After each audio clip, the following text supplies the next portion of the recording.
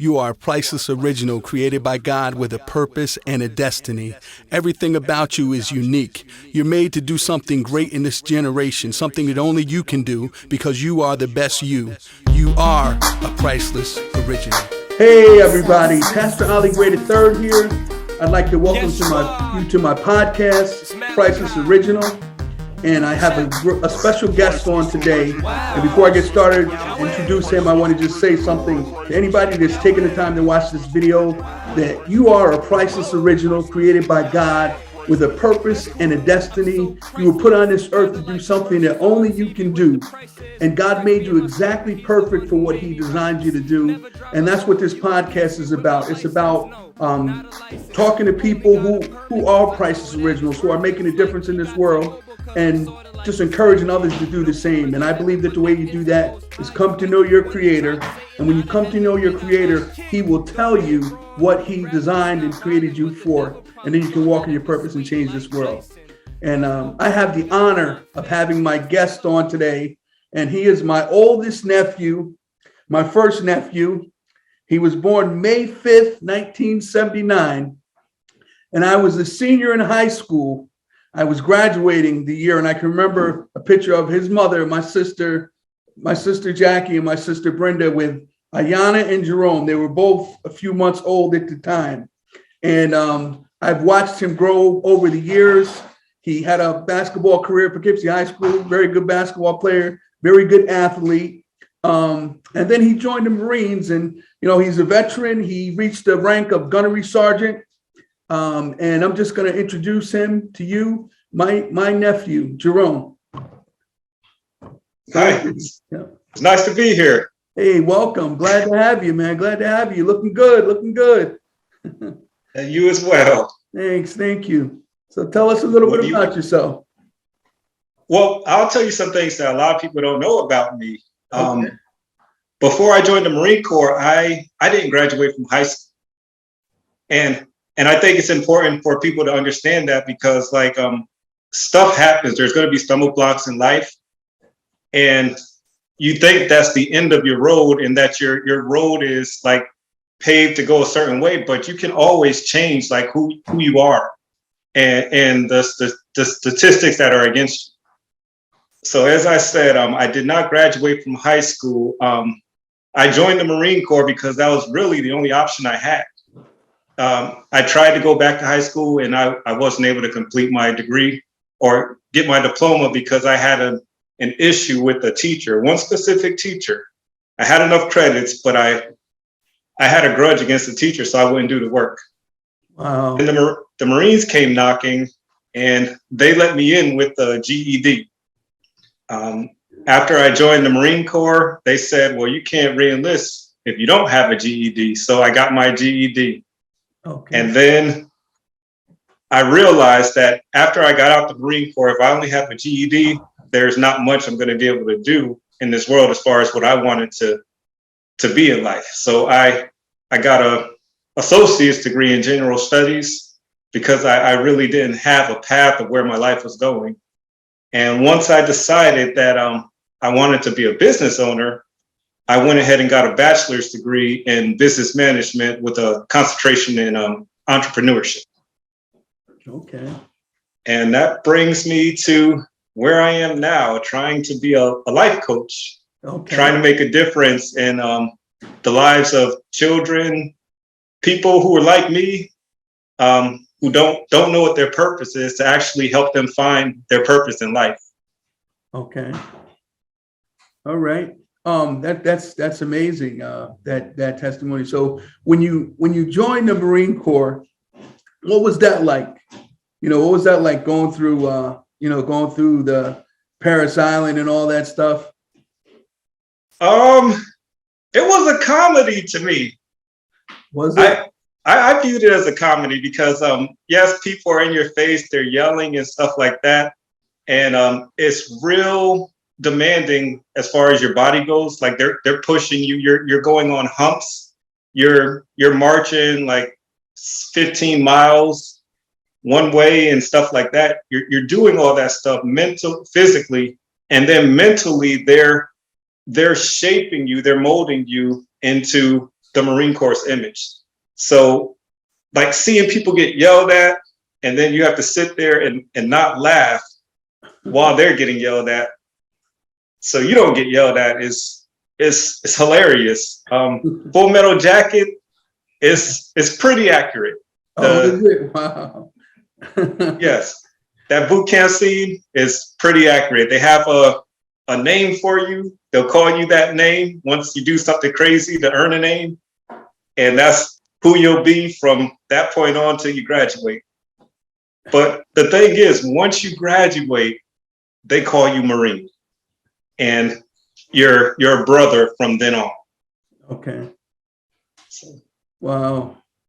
Yeah, that's powerful. Because your grandfather, my dad was a Marine, so you followed in that tradition, and that was a big reason why I decided to go Marines as well. To me, your dad was the strongest man I knew, and I didn't get to see him in his prime. When I was growing up, he started having issues with his body and stuff like that. But he would still he still get up and just go for walks around the neighborhood when he could, which is crazy. Yeah. And he'd have his little weights. He'll be in the chair just trying to do everything he could, and that's the Marine Corps mentality.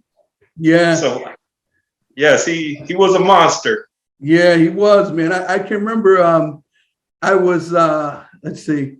Now I was, I think, 15, and I was coaching with him, coaching my brother, your Uncle Landon.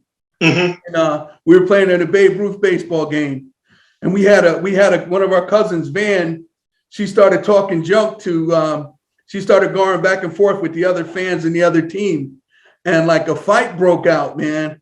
And so I was 15. My dad might have been probably, I don't know, he might have been 40 something, or he might have been almost between 40 and 50. I'm not sure how old he was, but man, a fight broke out, and he was dropping people. He hit somebody in the circlet, dropped them. Then another dude tried to come at him. He hit him and knocked him down too, man. He just chilled everything out with what he did, man.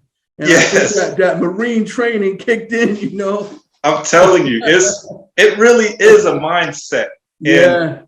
And to this day, I'm about to be 43, but honestly, I feel as far as my body goes, yes, I have aches and pains and stuff like that, but if something was to happen, I'd be ready. Yeah. For anything. Uh-huh. I honestly think I could still be in the Marines right now. Wow. Yeah, that's yeah, but thank you for your service, man. I really appreciate it. And now as far as your experiences, from being being a teenager, into becoming a man, getting married, becoming a husband, a father, what would you say to people just in general, young people, but about your experiences and what your thinking was prior to what it went through and what it is now? I will tell you this. When I was 19, 20, that was the most sure I've ever been of myself in my life. And that's because you don't have knowledge of what the world really is. So it's easy to say, yeah, I've mastered high school, so I pretty much know everything that's going on in life. But the truth of the matter is, the older you get, the less you know. And if I look back at me as a dad with my oldest daughter and how I parent these two, my two youngest, I was a deadbeat dad. Mm-hmm. But at the time I was doing the best I could, and I was great. But now, no, mm-hmm. I was a bum. So as you grow older, you have to change. You have to grow as a person. If you're staying stagnant, then you're doing yourself and the people around you a disservice. So constantly grow. Maturity the thing about maturity, it begins when you take responsibility for your life. So, and that's why you can have like a 17-year-old who's more mature than a 40-year-old, because they understand themselves and they understand their life and they accept what they do, and they know they can change their situation. A lot of people don't realize that yet. Mm-hmm. And once you realize that, that's when you can really make a difference in the world. That's powerful. That's powerful. Now tell us a little bit about your kids. You have 3. How old are they, and about your lovely wife? All right, I have. We'll start with the kids. My oldest, she is in the Navy, and she actually works on a submarine. She loves it, and she's probably richer than me right now. So, and I can't take any credit for it, because like I said, I thought I was doing a good thing as a dad, but I really wasn't. My focus wasn't really on family. It was on the Marine Corps. It was on my job. I was trying to be a provider instead of a father. Now, she turned out fine because my wife is amazing. Mm-hmm. And while I was out, trying to save the world, she was taking care of the home front at home. But these, my 2 youngest ones, I've actually had my hands on them, and like my mentality, like how I view life and stuff like that, is starting to imprint on them.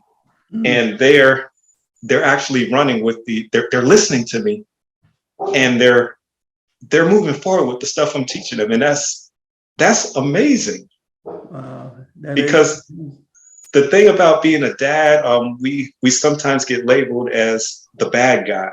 And then like the kids don't want anything to do with us because we're always enforcing discipline on them, because that's what we think we need to do. And it is true. That is what we need to do, but it can be different.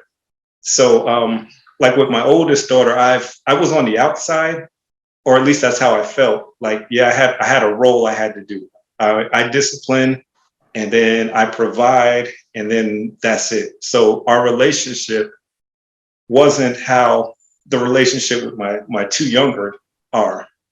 Like with them, I'll be the disciplinary person, but I'll also be the person they come run and give hugs to. And even if I have to get them for doing something wrong, they already know what they did wrong. So there's not that distance between us. Like we know what we all need to do, and we accept each other. And that's a beautiful thing in a relationship. Wow.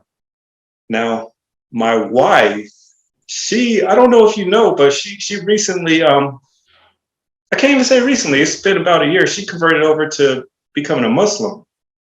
Okay. And so we actually have a split household, me being a Christian, her being a Muslim. And a lot of people they may have an issue with it, but me personally, I think God speaks to everybody with a different voice. In the Bible, sometimes he appeared as a burning bush. Sometimes he said, if I can't reach you with my voice, then the rocks will cry out. So different religions are for different people, but the ultimate goal is the same. Love God and love thy neighbor. So if you can do that, then I think your personal relationship with God is going to get you where you need to go. Okay. But as far, like I said, she's a rock. My wife, she's been there when I was crazy. She's been there when I was sane, and she just is. She's my rib. I don't know how else or what else I could say about that, but we're in it together. Okay. And that's great. I mean, I believe, marriage was created by God. And like the Bible says, for this reason, a man will leave his mother and father and cleave to his wife, and the 2 will become one. So there's a oneness, and that's what marriage is about. It's about 2 people becoming one. And it was created by God and for God. And the result of it is your three beautiful children, and Yes. having a family, and that's what it's about. And I grew up, my mother, no, we don't divorce, but we stick together. And in every marriage, there's going to be some challenges. But I know from my personal experience, we've been married for 33 years now, and I love my wife more than ever. I appreciate her more than ever because I understand, more, like I got wisdom, that we're really, we're one, and, we love each other and respect each other and stick through it, and communicate with it. I got a little noise going on in the background here with getting some work done in the house, so please excuse that. But that's great, man. That's great. Any other? So now you've retired from the Marines after 20 years. Okay. Yes. And as far as the military goes, what was moving up in the ranks? You started out as a private, I'm sure, right? I did. And how was the process of moving up private to corporal, lance corporal, sergeant, gunnery sergeant? It's tough. And the only reason I say that is because the Marine Corps is like, we don't have anything to offer you. The only thing the Marine Corps is going to offer you is pride. That's their selling point. The Air Force has better lodging. The Air Force they take better care of their people. The Army, they can go anywhere in the world. Marine Corps, you're pretty much East Coast, West Coast, overseas. The Navy, they have ships. They travel all around the world as well. Their standard of living is better, but the Marine Corps, they're going to give you pride. And with pride comes a bunch of alpha mentalities, which means that everybody you're competing against thinks they're the best, which means they're going to give max effort regardless. So competition for promotion in the Marine Corps is brutal. And for me to make it to gunnery sergeant it's a testament. But as me looking back, like, I don't see it that way. I have that mentality. I'm like, I should have been so much more. I could have done so much more. But taking a step outside of myself and looking at it, I'm like, yeah, you did a lot. You made it very far. But where am I going to go now? I mean, I'm not done. I still want to make a difference.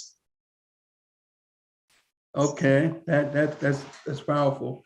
And with everything going on with this past 2 years, the pandemic, and now their president has forced the military to get vaccination or get out. I just wanted to get your take on that. What your thoughts are about that. You sign the contract, and if you sign the contract, they tell you to get the vaccine or the shot. You have to do it because you put yourself in that position to protect the country. And if that's what's best for the country, then that's what you have to do. Now, I've had incidents in the past where they forced me to get shots that I didn't want to get. Two mainly, the smallpox vaccine, I didn't want that, and then anthrax. Now, in order for me to stay in the military, in the Marine Corps, I had to get both those shots because we were deploying to Afghanistan and Iraq. So they said, hey, you either get the shot or we're kicking you out. I fought it for as long as I could, but ultimately I got the shots because the Marine Corps was near and dear to me. And it's something I wanted to do. So I have to accept the bad as well as the good as far as being a servant to the country. As far as those two vaccines that you talked about, you said the smallpox and the anthrax. Anthrax. Now, yes. Let me ask you a question. So the smallpox, obviously, that vaccine worked because that yes. smallpox is pretty much eliminated. And the anthrax, I don't know if you were exposed to that when you were over there. Never. Okay. Never was. All right. All right. So now the thing about the COVID vaccine, I mean, my question is this is just me, just a thinking black man here. What if you get vaccinated for something, then it's supposed to stop you from getting that? And I had COVID-19 after I coached football this year, my 33rd year. I'm retiring, but 33 years, and after this year, I had to get because I didn't get the vaccine. I wasn't comfortable getting the vaccine. I didn't have comfort about it. I ended up getting tested every week, and I was negative. But once the season ended, after our last game, I got COVID, and you know, and I ended up, you know, I take vitamin C, vitamin D, took some vitamins, got some ivermectin for 5 days, and you know, I was good to go. My wife and I both. But my question is this: I coached with a guy who's like a few years older than me. He got all three. He got the vaccine and 2 boosters, and he still got it around the same time I did. And the doctor was like, "Well, I've never seen that before." And then I know other people that have got vaccinated and still got COVID. So I mean, when I look at that, it's not really like I can understand those other vaccines because they, you know, have shown to work. But to me, a vaccine it stops you from getting an infection. But when I hear it stops you from getting whatever you're getting vaccinated for. But when I hear that it doesn't stop you, it just makes it less mild. To me, that just seems like nonsense. Doesn't make any sense to me. Yes. Well, here's the question. This is what I would ask you. When have we ever had a vaccination for a virus? I think polio. Polio was a virus. Was that a virus or was it a bacteria? I think it was a virus. I'm not a doctor, so but I think it was a virus. I think polio was. All right. Well, how come we don't have a virus for the flu? How come we don't have it? Well, they have a vaccine for the flu. They have a vaccine. And Do we? Yeah. I mean, up until I got the vaccine every year, but in 2020, December of 2019, I went to see my doctor. He said, you know, you want your flu shot? I said, yeah, because I got it the previous years, no problems. And then he said, I recommend you're almost 60. I recommend you get the pneumonia vaccine too. And I did. And I got the pneumonia vaccine. And then 8 days later, I got pneumonia. Mm-hmm. And I was like, so that was, you know, that kind of said something off because I've never got a vaccine. Every time I got the flu vaccine, I never got the flu. But this time when I got the pneumonia vaccine, I got pneumonia and I was very sick. And I went to my doctor and I'm saying, Doc, you know, is there any way that me getting this shot could have caused me to get pneumonia? He's like, no, it's not live. No, it's not live. But I ended up getting pneumonia and I was pretty sick. So I was leery about it. And that didn't help. That made me also cautious about COVID-19. And so, yeah, that just, you know, I think there's some uncertainty. And, you know, I'm a historian, you know, I got my bachelor's in history. And I look at the Tuskegee Experiment, you know, and what they did, you know, that makes me leery too, because, you know, literally, you know, our you know, my parents come from Alabama. Literally, they were infecting them with syphilis and acting like they were treating it, but not really treating it, and just to see how it would attack the body. And yes, I don't trust the medical, you know, field as far as things like that go. And you know, the way that they're mandating it, that also sends up red flags for me too. And you know, and I was all, you know, when they were trying to get, you know, because people were in fear, obviously, you know, it was uncertainty, you know, oh, it's gonna kill, you know, you get it, you're gonna die, you know, and all this stuff. But when you look at the scientific facts about it, 99% of people recover. If you're older, you have comorbidities, then that may be challenging to you. But so many people recover from it. So I know quite a few people now that have had COVID and recovered from it and coming through it. And I believe that natural immunity is better than a vaccine. Yeah, and that's the thing though. It's a shot. It started off as a shot, and then they changed it to a vaccine because, you know, people were like, well, if it's a shot, it's not going to cure anything. So they throw that vaccine term on it. And that makes people think that it's going to keep them safe, when in actuality, it's not going to. So they've even changed the definition of vaccine. I don't know if you're aware of that, but yeah, they changed the definition of vaccine so that it will fit the shot's description. Yeah. Now they're legit in saying a vaccine vice a shot. But ultimately, with viruses, there is no vaccine for a virus because it constantly mutates. They can't get ahead of it to kill it. Mm-hmm. And that's why the flu comes around every year. And that's why each time something happens with COVID, they say, oh, it's a different variant. That's why people are getting sick now, even though they got shots. They're going to have to get another shot. Well, I really think, and this is our gross national product right now, COVID. I mean, we make so much money over it. This is how we're trying to stay afloat. We make so much money. I ain't making no money. Give me some of the money. If we ain't making somebody's making money. It's not me. It's not you. Are you making any money from it? The 1% and 2%ers, you know. Yeah, the 1% and 2%ers and the global elitists. Dr. Fauci, who's a quack. You know, basically, he was over the AIDS. You know, if you look into the history of it, the amazing thing that gets me is like there's so much information out there. You can look at what Fauci said about AIDS and all. He was over AIDS and all the crooked, corrupt things he's done. And how is this man going to give us, be a medical authority? He should be disqualified. He should be fired. And so it's, I don't know. We're living in uncertain times, and my hope and my prayer is that the truth will come out. Because the thing about the truth is this: people have tried to hide the truth, bury the truth, but the truth always eventually comes out. And so I believe that when the truth comes out, we're going to look back and we're going to see that we've been, we really been bamboozled by our government and by politicians, and they shut what they've done to this country, what, the pandemic done, these lockdowns which didn't prevent the spread. We got our kids wearing masks that, and people wearing masks that don't stop a virus. A virus is so small, it's going to go through the mask unless you have a N95, supposedly. That'll get some of it. But the bottom line is this: they've pushed the culture of fear. People have bought into it. We're masking our kids. They're talking about vaccinating our kids. The kids aren't impacted by COVID like older adults.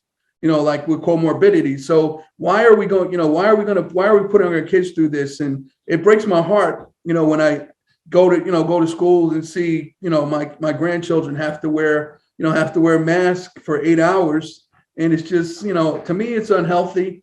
And then when they, the side effects, they're talking about, they won't know the side effects for 79 years or whatever. They want to hold the data. Pfizer wants to release the data after 79-year period, and which is ridiculous. But I think we're gonna, when we look at everything, I believe, that we'll see what happened, and think that we might have mishandled things. But that's just my take on it. Yeah, but this has been done before in the past. I mean, fear is the tool that they use to drive their agenda. And when I say they, I mean the people whoever's in charge. That everybody has an agenda. They tell you they don't have an agenda. It's a lie. Now there was an agenda behind this. And for instance, you brought up the Tuskegee Experiment. That was not a voluntary program. But everyone who's gotten a shot for the most part has volunteered to get it. And they're tracking all this data. So I'm not sure what's in the shot. People say there's all kinds of stuff in it. It might just be a placebo for all I know. But what I do know is they're tracking the effects of that shot. And it would be easy for them to, because in any experiment, there has to be a control. There has to be a variable. Well, right now they have the people who aren't getting the shot. They have the people who are getting the shot. And then they could have the people who think they're getting the shot, but they're getting a placebo. Mm-hmm. They can do all that right now and track the results to find out exactly what they need to find. And the people are none the wiser. We're volunteering. Yeah. We're volunteering for this. Yeah. Yeah. So, and when you were talking about hiding the data, I don't think they're hiding it because the statistics are right there in front of everybody, but I don't think people want to know.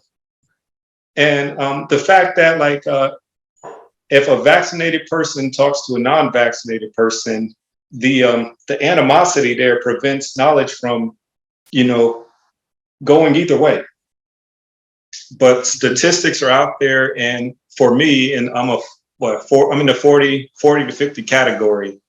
The chances of me dying from it is like negligent, and that's not taken away from the people who did die with it. I am not saying that. I'm not trying to negate what happened, but for me, like being in the Marines and getting all the shots I have gotten, like if it's a 1 or 2% chance that I'm going to die from it, I am good with those odds, and I'll ride out not getting the vaccine just to see the side effects. Okay, so you chose not to get the vaccine. No comment. Okay, but all right. But yeah, I didn't get it. I actually left my government job for it. Okay. They came down with the mandate.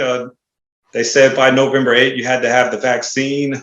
And I did not feel I needed the vaccine at the time. Okay. So I walked away from my government job. Okay. Wow. And see, that's the thing, though, that, when you have a choice, whether if you don't get vaccinated, you don't take the shot, then you can't work your job anymore. And I know people that have, people that have had to walk away from their job. And I know that people that have, because of the situation, they chose to get vaccinated, didn't want to, but to keep their job to provide for their family. And, like I have a good friend of mine who's a teacher, and she refused to get the vaccine, and she refused to do the testing. And, I'm praying for her, and if things work out for her, but she's almost 20 years in the public school system. And, she lost her job and doesn't have any income. And that to me, it goes against everything that that America's about. I mean, to me, it's unconstitutional, because we have the right to life, liberty, and the pursuit of happiness. And, that means that you have a freedom to choose. And when you take that away, it's socialism, and it's borderline pushing communism when the government is backing it and pushing it so strongly. But, it's all going to come to a head eventually. And we'll see how things work out. But I think we're going to look back and, see that, hindsight is 2020, but we'll see that we maybe handle things wrong, and fear just paralyzed so many of us and forced us to do things that we didn't want to do. Here's the thing, though. A lot of us financially weren't in a position to make a decision that goes against what the government was pushing. So I hope that, because, talking to people like other federal government employees, they're like, yeah, I don't want to get the vaccine, but I got to keep my job. And why do you have to keep your job? Well, because I like spending money. That's normally the answer. So because of your pastime, that's hindering your reality. And this could be a wake-up call for America. Like, oh, they're saying if they attack my finances, then I'm going to have to do exactly what they say. Maybe I should get my finances in control so that if they attack it again, I can, make the decision that's best for me, vice what the government wants. Because the thing about like bullies and stuff like that, as long as they see an option, like an opportunity to exploit you, they're going to do it. It's up to us, like people, to prevent that from happening. Harden up your soft areas. Yeah. So, okay. And it's understandable, but it's like when when you give the government, to me, it's like when you give the government an inch, they want to take a mile. Mhm. You give them a rope, they want to be cowboy. So we got to stand up. I believe that it's people are tired of the mandates. I look at what's happening in Canada with the truckers, and they like literally rolled up to the Capitol, and they got a convoy going 73 miles to say they're not moving until these mandates are lifted. And Yeah. it's just we the people, this is our country, and we're the elected politicians, the government, the congressmen, senators, state legislators, they're working for us. And I get frustrated with things because it's like we're supposed to be governed by the people and for the people, but they're trying to rule over us, They are. people with with these mandates and how they're doing things. And but I think some people are waking up and saying it's enough's enough. And so we'll see how things play out. But I think it's a time. The line is being drawn in our culture with so many things. And I believe that the mandates is one thing. Then I look at the issue of life, which you and I talked about before. Abortion, and and I think that's going to come to a head. I'm a firm believer in pro-life. I mean, life was created by God and for God. And I believe that God is pro-life, and I believe people make mistakes, but no baby's a mistake.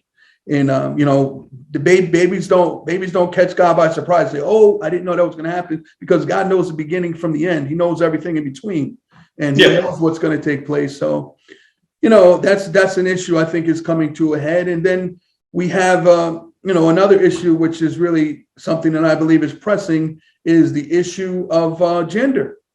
When our public schools, like in Waterbury, where I live, they recently made, transgender bathrooms, and, they're teaching kids, you can control your gender. And to me, that's insane, because there's only two genders, that's male and female.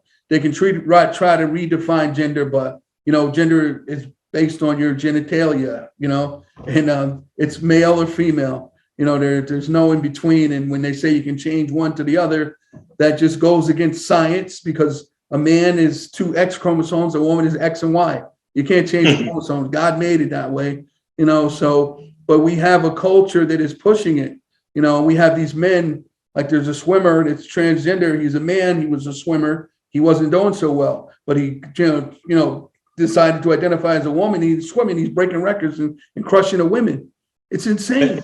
And see that, and for people with to sit back and not say anything is it does so much harm. Because one of my favorite quotes by Edmund Burke, an Irish guy, he said this. He said, "For evil to prosper, all it takes for evil to prosper is for good people to do nothing." And I look at it like, I look at that situation, and it's like, I coached track for a number of years here in Connecticut, and I want to say 3 years ago, there was a boy identified as a girl, and he ran against my girls, man. He killed the girls. He broke the state record. And people were cool with that. And I got into a little discussion with one of the fans one time, and he was defending it hard. And I'm saying, I said, listen, no, it's not fair to the girls. There's a difference between male and females, and so, but the culture wants us to change our way of thinking. And I think that when you allow that to take place, it goes against science, it goes against everything. But people sit back and say nothing. Well, we really got to stand up and say, wait, I might not be the brightest one in the world, but that's not right. That's crazy. It doesn't make sense, And I think we got to stand up, and teach our kids the truth. well, you see, but that push for the LGBT, all that stuff started back in the 90s. And their main philosophy was that if they can win the hearts and minds of the children, then they could stand a chance in the future. So they pushed their agenda back then, and look at how it's blossomed now. Yeah. And Obama put it on steroids. His presidency put it on steroids. Oh, yeah. He was a big push for that. One of the many horrible things that he did. But, I just think that, yeah, it's true. That's what it is. They're trying to impact our children. And that's not right. It's not right. It's not the government's job to teach our children that. We want education, but I don't think when you're pushing sexuality into, the school system, put it on the school to teach, and, it's not good and it's not right. And it's basically unacceptable, So. Well, here's another way to look at it. There have been African-American naturally born women who have been disqualified and not able to compete because their testosterone levels were too high.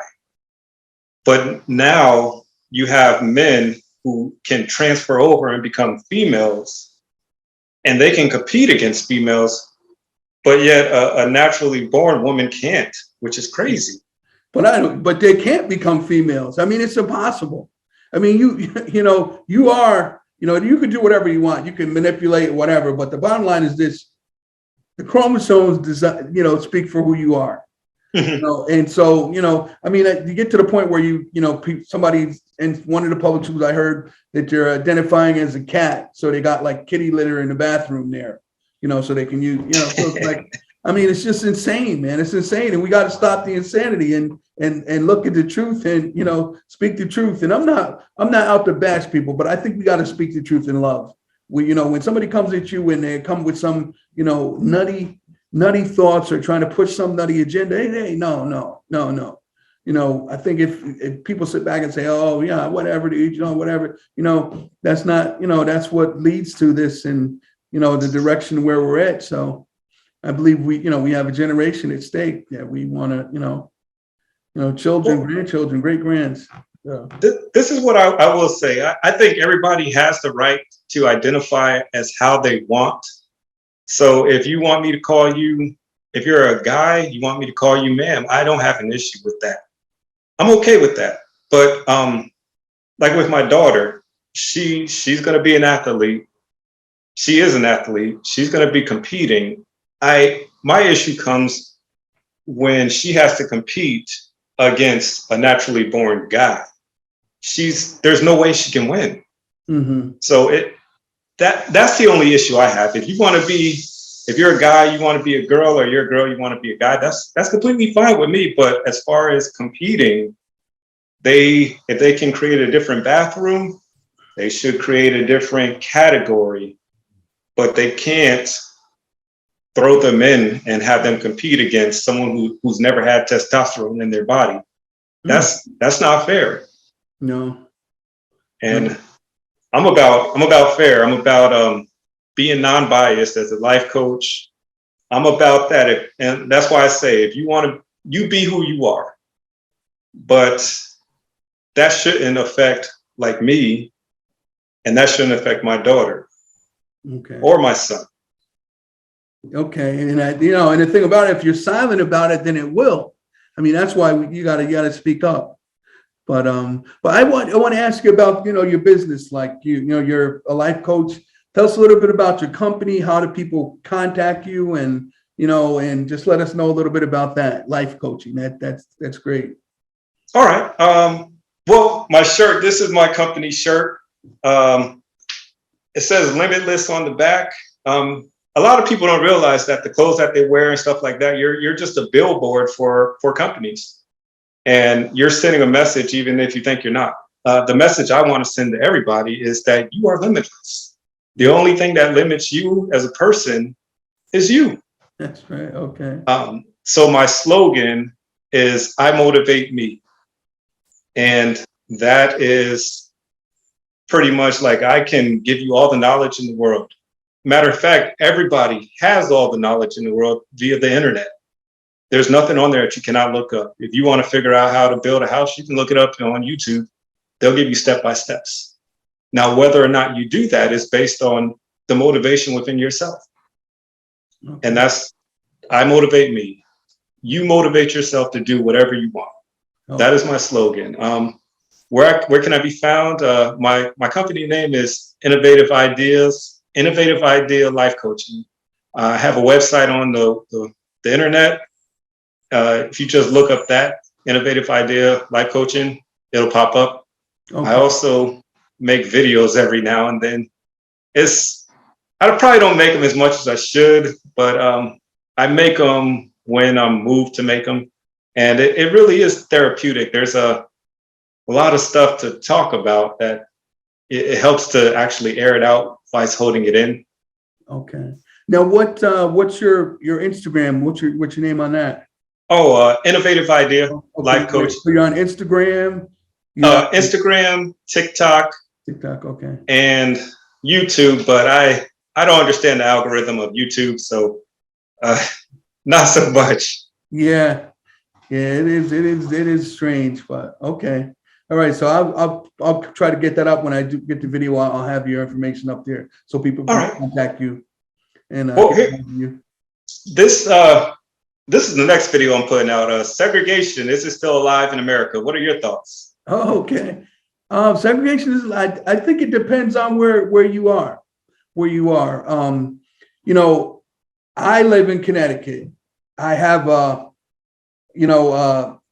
Native American that lives next door, a white American, Hispanic Americans, some Black Americans. We're like mixed where I live. I live in the east end of Waterbury, Connecticut, and not so segregated. I believe that you go some places. There are sections that are predominantly Black, Hispanic, and then white. But I don't. I mean, I think that there's segregation in an economic realm, and it may in certain places it may be in in an ethnic realm. Because my take on it, like I believe there's only one race, the human race, and I believe I base that on the science. People that are darker have more melanin, people that are lighter have less melanin, but we're all the same. And our life is in our blood. And there's no, there's no black blood, there's no white blood, Hispanic, Asian blood. There's 4 different blood types.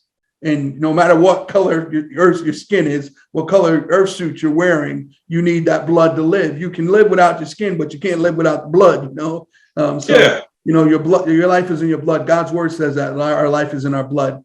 So I do believe that we've come a long way from the days of days of segregation. Like, my parents grew up in the segregated South, and the South was segregated up until I went to Alabama every year with my family every summer for 2 weeks, and it was segregated until 1972. But the bill that said segregation was illegal was passed in 65. So it took 7 years for them to integrate the schools, which is ridiculous. But segregation was alive. Well, so we've made some progress. We've made a lot of progress, but we still have a way to go. But I just think that it's where you live. Like I've been fortunate. I grew up in Poughkeepsie, and there was where we lived in the town of Poughkeepsie, so it was mostly white, and then some blacks mixed in, and it kind of got more integrated as we moved to Lake Street in 1969, and it got more integrated as the years went by. But the city of Poughkeepsie was predominantly Black at the time. But I think it depends on where you are. I think it's something that the system wants to continue. They want to continue to separate, divide, and conquer. And that's why I think it's a big focus on it. And because what breaks my heart about the whole issue of segregation is they look at a Black person and think, because you're Black, you got to think this way. Because you're white, you got to think this way. Because you're Hispanic, you got to think this way. And to me, that's ridiculous. And one of the classic examples of that is our president, or Joe Biden, the president. He said, if you don't know who you vote for, you ain't Black. And that's how, he has no regard for Black people, because he's like, Black people all got to think alike. They got to vote alike. There's a monolithic, push that some politicians want to put on, and the government wants to put on. When we look at, they look at school statistics in our public schools, and they say Well, let's look at the achievement gap. Let's compare black and white students. And to me, the bottom line is this: if a student is failing in a public school, it doesn't matter what color they are. We need to address that issue. That our kids get a good education, but a lot of our inner city public schools, it's not possible. And that's why I'm a big advocate for school choice. That the federal money that each student gets, they can send their kids to the best school that they can, because that's what the people that have money do. They don't have their kids like these senators and congressmen. They don't have their kids going to public schools. They got them going to private schools, unless they live in some elite suburban area. But they send their kids to prep school, private schools, and it's not fair. That's just my take on it. Mm-hmm. Well, what do you think? I'm going on about that, but I think I say yes. Okay. It's definitely alive. I think they've just changed the name, so they no longer say like colored or white. For instance, if I say we're going to go down to the MLK projects, what will you see there? Like just off of hearing that, what goes through your head? A lot of black people. Yeah, and they're going to be unruly black people, right? But if I say, let's go up to Bob Hope Drive and, get a smoothie, then you're going to be like, oh yeah, this is going to be a ritzy neighborhood. Uh-huh. So I it's definitely here. They're just, it's not as vulgar as it was in Martin Luther King's day. Okay. But now look at it. But if you look at it economically too, when people are successful, no matter what color their skin is, they're going to move out of the hood. They're going to move somewhere nice. They're going to move somewhere nicer. Yes. Who makes it and stays in the area where it's impoverished? Nobody. See, but with that, you really can't. You can't stay there. And that's because the Bible talks about your mind being renewed. Mm-hmm. So yeah, if you think differently than everyone else around you, they're not going to understand you. And the fact that they don't think the same, they may look at your success and want to covet it. So you're acting out of fear, and you're making assumptions that you can't stay where you are. Okay. So you're basically saying success is not based on skin color then? No. In America, it I believe it has something to do with it. For instance, in the Marine Corps, I'm not sure if you know, but statistically, Black people only make up about 10% of the population within the Marine Corps. Uh-huh. So, just because if I was just only as good as one of my white counterparts, then 9 times out of 10, I wouldn't get selected because of the color of my skin. But I had to work twice as hard as everybody else. And I had to wait twice as long as everybody else to get the stuff that, some people take naturally. Mm-hmm. And honestly, it wasn't until I got out of the Marine Corps and I started reflecting back on stuff that I realized that the Marine Corps was kind of messed up. Not the Marine Corps, but some of the people in leadership positions with their mindsets. Mm-hmm. And it really brought me to tears, like just looking back and, saying, wow, I could have been so much more, maybe if I was a different color.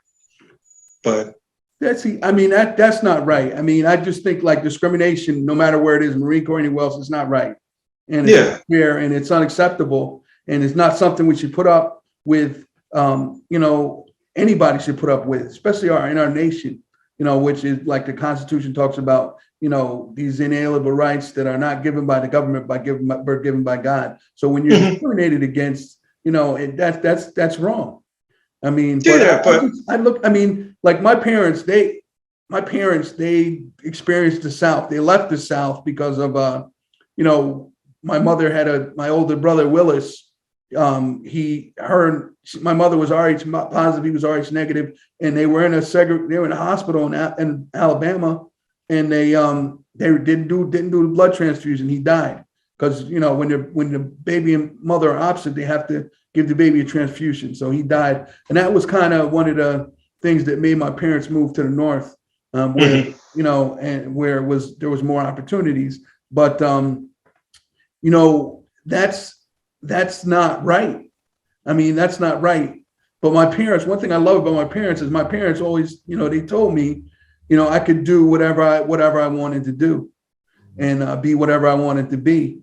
And and what I don't like one thing I don't like, the big push for critical race theory now in our schools. It's like, they're saying because you're white, you are the oppressor, and because you're black, you're the oppressed. And I'm telling you, I never been oppressed by anyone. People, I've never saw myself as oppressed. I had things that I wanted to achieve, through the jobs that I had, and I pushed for it. I battled to get, promoted, always trying to do something better and be something better. And I never let, no matter what, people may look at me a certain way and try to judge different things, but I've always tried to excel and do the best that I could. And so, and when you deal with that, when you deal with discrimination based on, your skin color or your ethnicity, it's terrible and it's unacceptable. And I think it's something that we got to break through. And we're going on here almost an hour now. But but the only way to break through it, is to talk about it. If blame is to be thrown, let it be thrown, get it all out, and let's stop putting it into our children. Because that's the only reason it keeps going and going, is because we instill it in our children. Like if you ask my daughter, what color are you, Nala? She's gonna look at her skin and she's gonna say, I'm brown. That's right. And that's that. If I feel a certain way, if I feel people have taken advantage of me throughout the year because of the color of my skin, I'm not pushing that on my kids. Uh-huh. Now, am I still going to teach them about slavery and stuff like that? Absolutely. Yeah. But it's from a place of, this is part of America's history. It's not saying that white people are better than black people or black people are better than white people. No, everybody's equal. Like you said, it's one race. Mm-hmm. But it still needs to be out there because it did happen. And if we don't, learn from our mistakes, it's going to repeat itself. Well, I mean, I think I agree with you 100%. We need to, share history. But one thing that February is Black History Month, but I think that, it shouldn't be limited to 1 month. I mean, it should be incorporated in the history of America. This was a period, this was going on, and we need to teach it. We need to teach the truth. But when we get caught up into, to me, it's like, okay, all the things that, we've done, Martin Luther King made this statement. He said, we all came over on different ships, but we're all in the same boat. It's like, you look at it like it's a history. We need to know it. But when you just segregate like the history, okay, this is what Black did, put it in a 28-day month. It's not even a 30-day month. I mean, it should be incorporated into the history of America. It's American history, and I think that's what should be taught. And I think we do need to talk about it. I think Brian Flores, the coach in the NFL, he's bringing out the issue, and you look at it and what he says, and you look at everything. Obviously that there is some, discrimination going on, in the NFL, and it's the NFL, which is big money, other places too, and it needs to be talked about, needs to be exposed, and needs to be changed. But it's like you said, it's a mindset. But we got to wrap up here, man. I'll have to have you on again for another podcast. But I thanks for coming on, man. I love you, appreciate you, proud of the man that you are, and it's been amazing watching you, watching you grow from the baby on May 5th, 79 to the great young man the great man that you are right now. So I'm proud of you. I'm trying, life, man. Love you to life. So. All right. Well, I love you too. Thanks for having me. Okay.